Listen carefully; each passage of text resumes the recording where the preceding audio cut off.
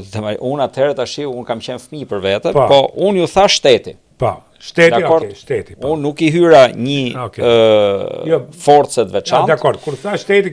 Unë në kuptoj shteti. Shteti këtyre 35 vjetë ka bërë.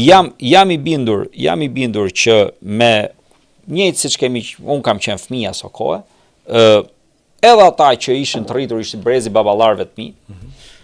Patjetër hyn në një botë krejt re, mbas 50 vjetëve diktaturë dhe ndoshta gabime kanë bërë pafund edhe nga padjenia, edhe nga padituria, dhe ndoshta ndonjëherë me mendim të mirë ka dalë për keq, se s'ka pas eksperiencë, por për gjatë 35 vjetëve u formuan breza tërë juristësh, u formuan breza tërë ekonomistësh, u formuan breza tërë politikanësh, edhe jashtë Shqipëria pafund. Eksperjenca është fillu të akumulohet. Kemi partneritete ndërkombëtare që të ndihmojnë, sepse si fëmija vogël, alas ka mësuar me hec, e majnë për dorë. Edhe ne ashtu ishim. Mirë, po kjo plagë të vazhdoj. Të vazhdoj plaga e moskëthimit pronave, sepse prona është një pronari, nuk ka se si tjetë e qi, edhe fillun këto mbi vendose tjera që nuk janë zgjedhur në shumë kadastra, vazhdojmë me këto probleme. Vazhdoj problemi I gjyqësisë. I vetë gjyqësisë.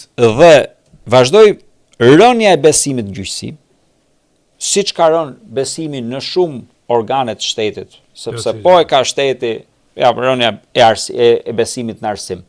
Se përndryshe s'ka pse arsye pse lulëzon privati. Ishtënetësisë ka arsye pse lulëzon privati, lulëzon sepse bie besimi ke shteti. Kaq është shumë e lehtë kjo.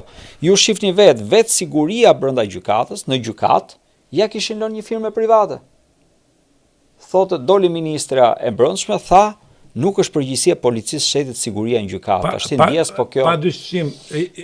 Siguria, vetëm që ta përfundoj. Ngjarjen e bën shumë të rëndë vrasja mbrenda sa gjyqit. Por ai që ka damen të vërdeja sallës, e prisë ke dera. Problemi o të gjejmë pse shkoi deri ke vrasja. Ja ju a them, sepse këta njerëz që kanë marrë për detyrë administrimin dhe drejtimin e shtetit, gjithë shtetit, fillojnë dhe gjejnë justifikime.